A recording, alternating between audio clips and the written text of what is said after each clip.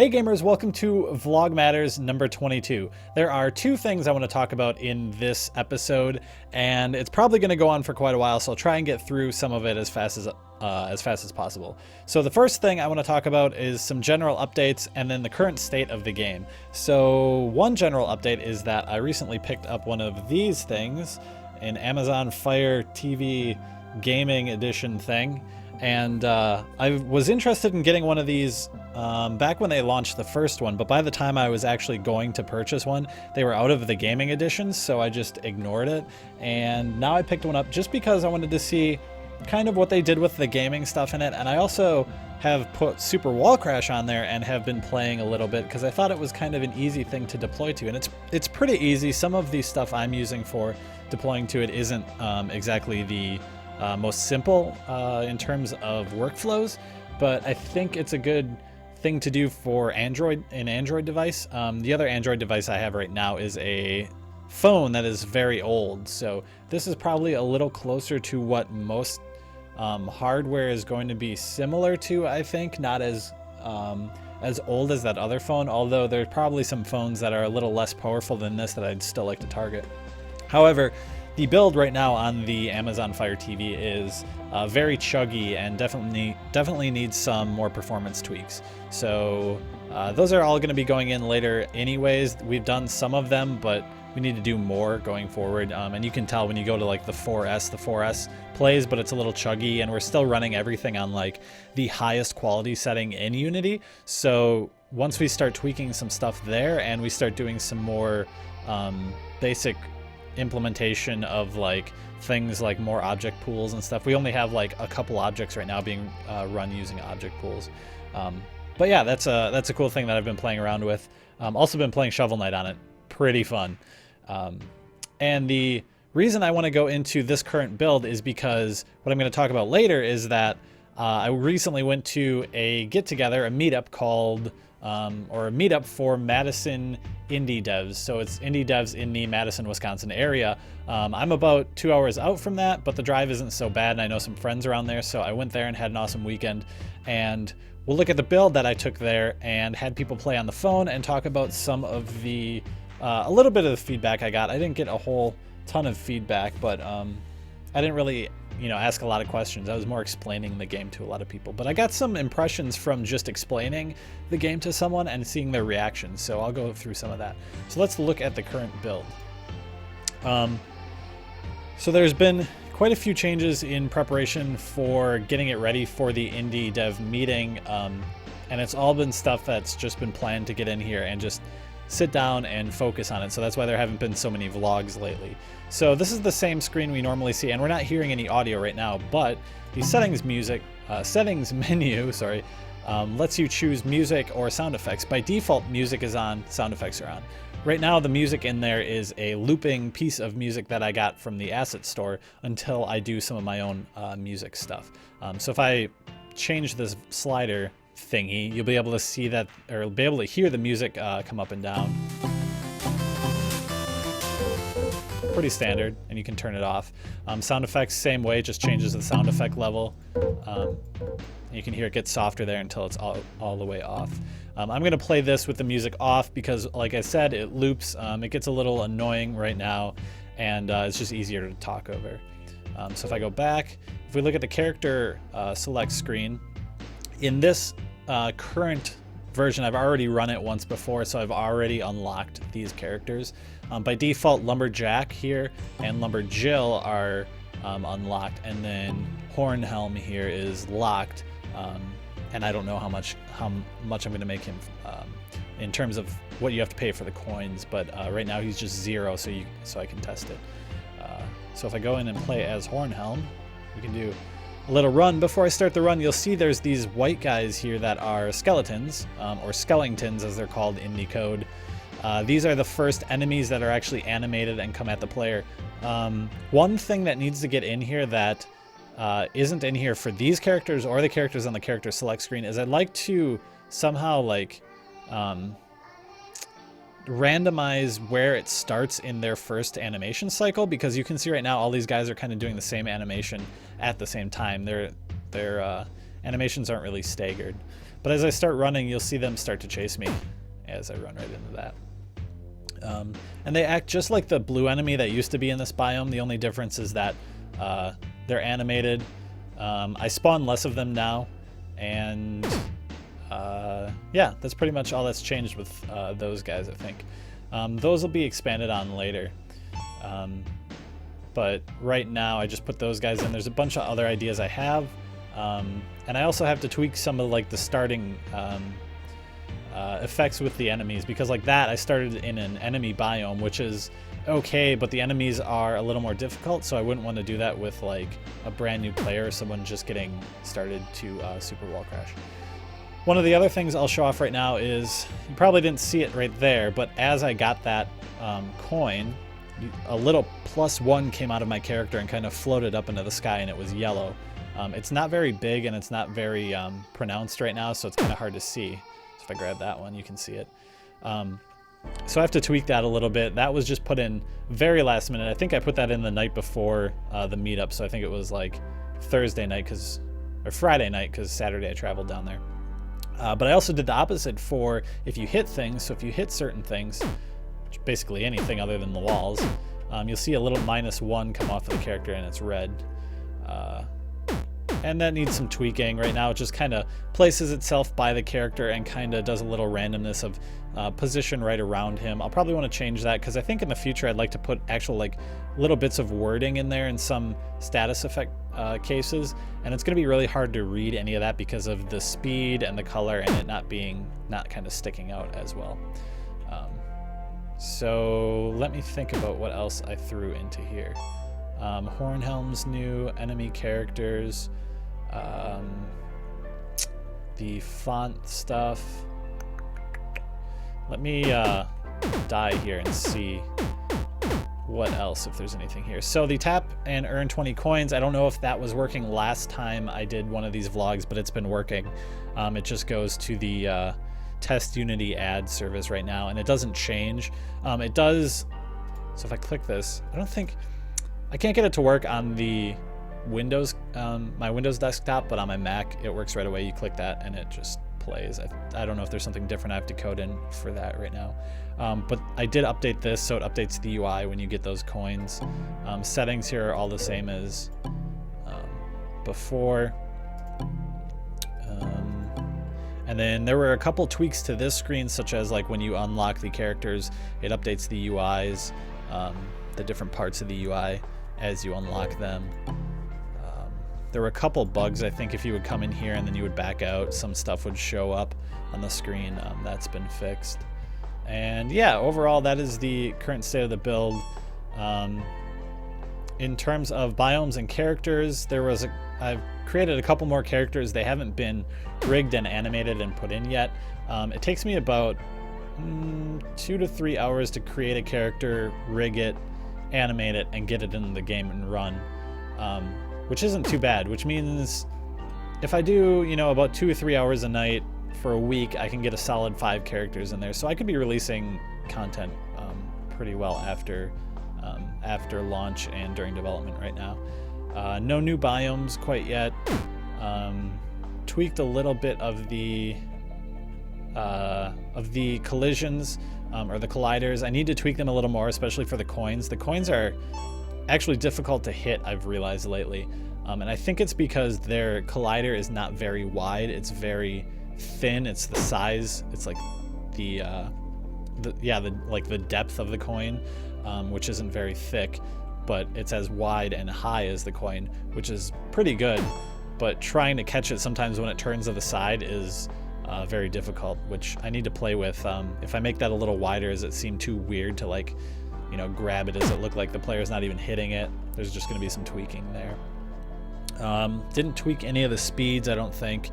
Been doing a lot of putting it on the phone, getting it to work fine on the phone, which I haven't had any problems with that. There was one tweak when I started going to the Fire TV that the spot we were loading the biome JSON file from at the beginning was not a piece of code that was easily transferable between Android and Mac. Basically, we were using not a hard-coded path, but a path that worked on iOS, and then when we went to Windows, you had to change it, and now it just works across all of them without having to do any of that stuff. So let's stop this and talk about the actual indie game dev meetup. So the thoughts and suggestions I got for the game, like I said, they were pretty a lot of people just kind of played it and they were like, oh cool, and then just like gave it back, which is nice because it's nice to get people interested in like the concept of what it is, and having to explain that's kind of the elevator pitch thing, which I've never done before. So having to do that was kind of like the first time that I was like, oh, this is a game, and then like explaining what it is and what you do. So the actually only two pieces of like verbalized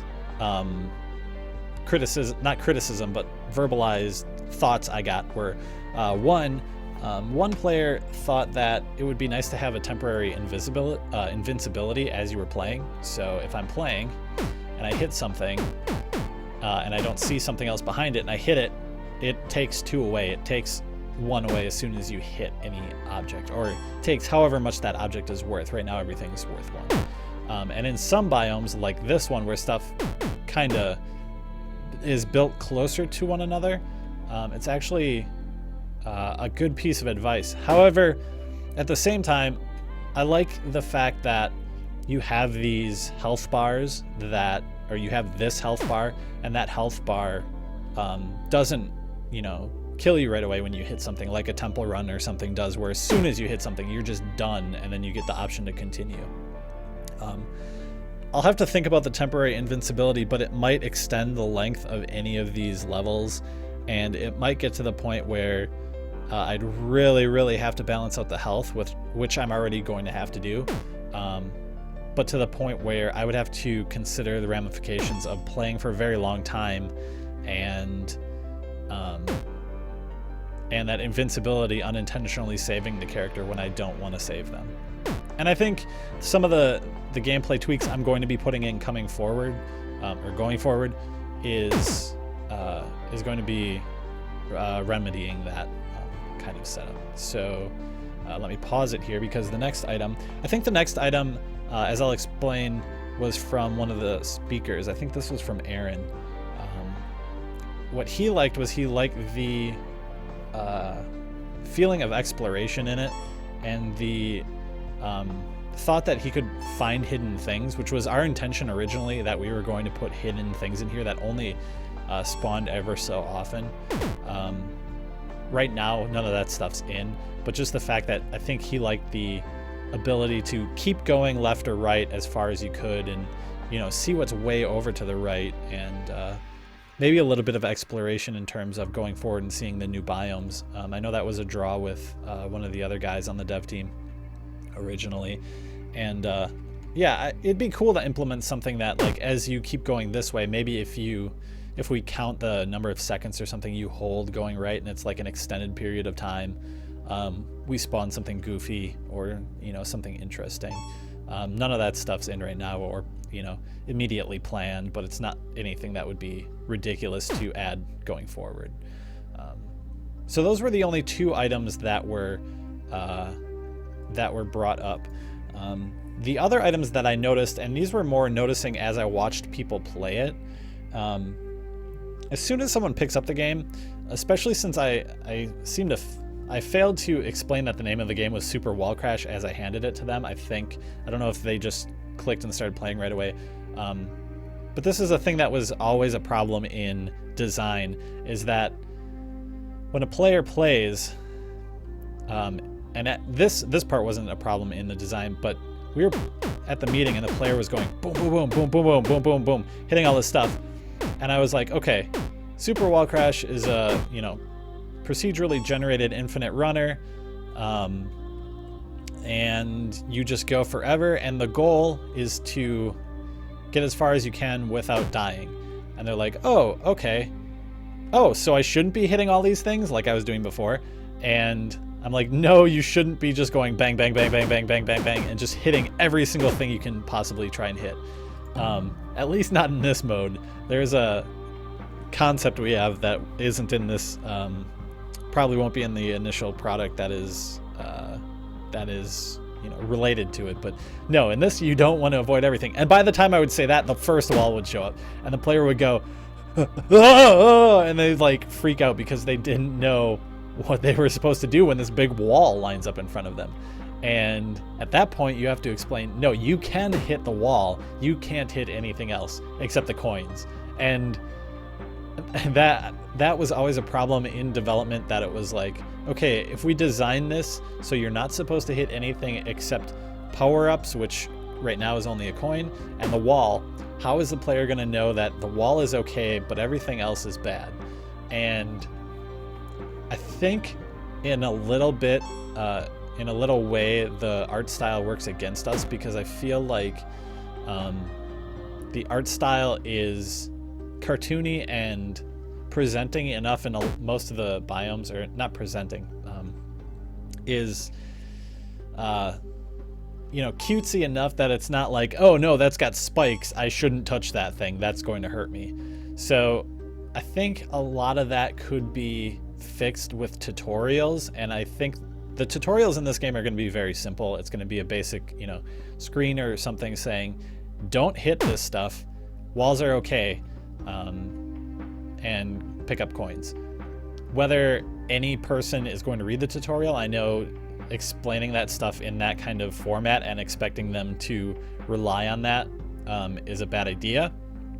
But I'm hoping some of the stuff like these -1s as you hit things and these +1s as you hit coins and stuff, I'm hoping that stuff kind of reinforces, hey, this is bad, you shouldn't be hitting this stuff. And that was kind of the intention with calling it Super Wall Crash in the first place, is that, yeah, you want to crash through walls. Like, that is your ultimate goal, is to go through as many of these walls as you can. So that was probably one of the biggest things I noticed when explaining this game to people. And maybe it's just part of the elevator pitch, or maybe it's part of the art style or something, but I want to get some more people playing it and see what they do. I noticed a little bit of hesitation and unsureness, I'll just call it, when it comes to the controls. Controls are just tap right to go right, tap left to go left on the screen in the general area. Again, that's kind of like a tutorial thing, or a thing you pick up as soon as you start playing it. Some people wanted to do a little swipe motion. Some people didn't know how to go either way, or if they could just run straight the entire time.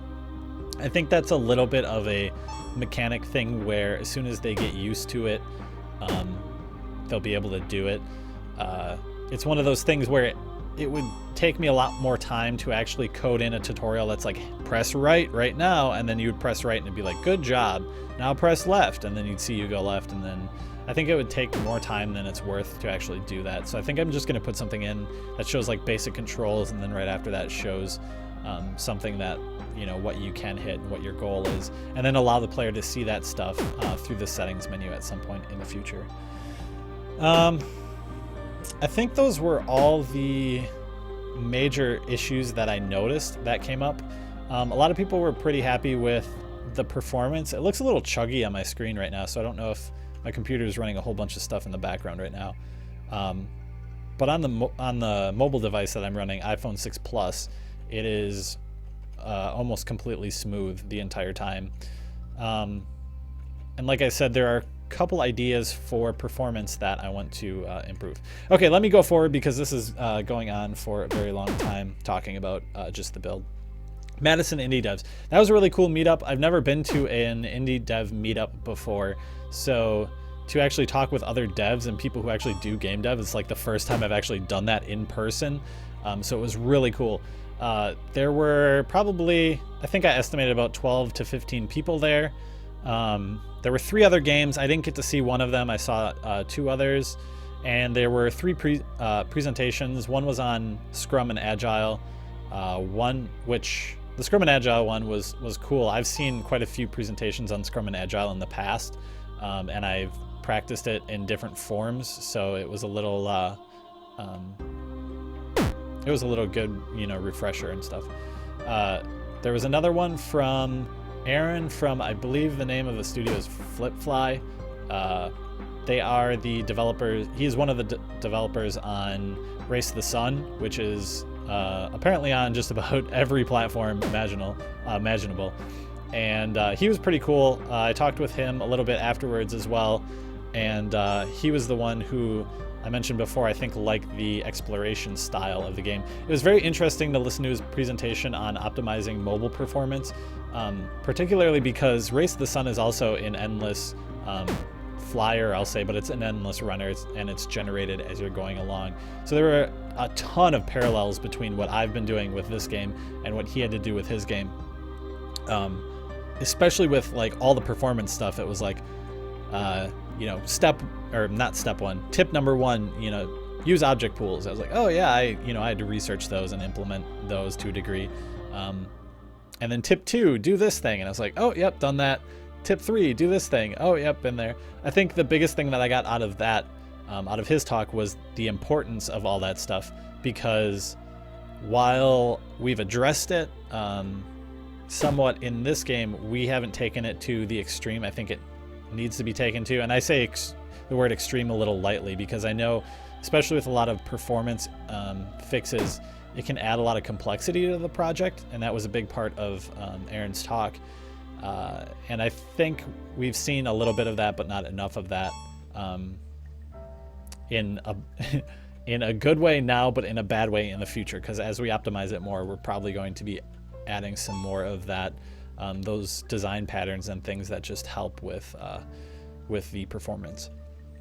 And then the third group was 2 guys, and I forget their names now, but they were from an educational game team down in Madison as well, and they made a lot of educational games through Unity using a mixture of 2D and 3D assets, and their discussion was a lot around performance and just in general, like some tips and tricks they kind of did, not just general with the Unity, but with taking the design and the art from this is the farthest I've ever gotten in this game, by the way, kind of taking those requirements from the designer and the artist and kind of conceptualizing how you want to do it as a programmer to fit those needs while still, like, having a runnable product, a product that's not super slow and super chuggy, as well as like seeing a number of their game screens and some issues they've had to fight through in the past. But overall, it was a really nice day, a really nice afternoon. I'd like to do it again. As they say in the Game of Thrones, winter is coming, and as winter hits, wow, I'm just like clipping through stuff now. Driving to these places that are further away from conferences becomes more and more of a hazard and a pain. So hopefully winter decides to hold off for a little bit longer while I am able to attend these different meetings. So we are going to go forward. I'm going to go forward and work on a few more items, lots more animations, lots more characters, performance fixes, and there are a couple different features I want to implement. That reminds me, there's one other thing that everyone seemed to say. So while they were playing it, I said, what you want to do is avoid hitting anything and collect all the coins you can. And they said, oh, cool, what do the coins do? And I said, well, they're used to buy different characters. And their response was almost always, that's it? Which is not a good thing to say. That is a high score. Good thing to say when it's one of your primary goals is to pick up coins. So we have to figure out a way of implementing some more systems that are going to use coins well enough that it's going to use coins well, and it's not going to add a ton of development time. And I have a few ideas for that, as well as a few ideas on how to spice up the gameplay a little bit. So I am going to go work on those probably right now, and while this renders, I should say, and I will see you guys in a little while.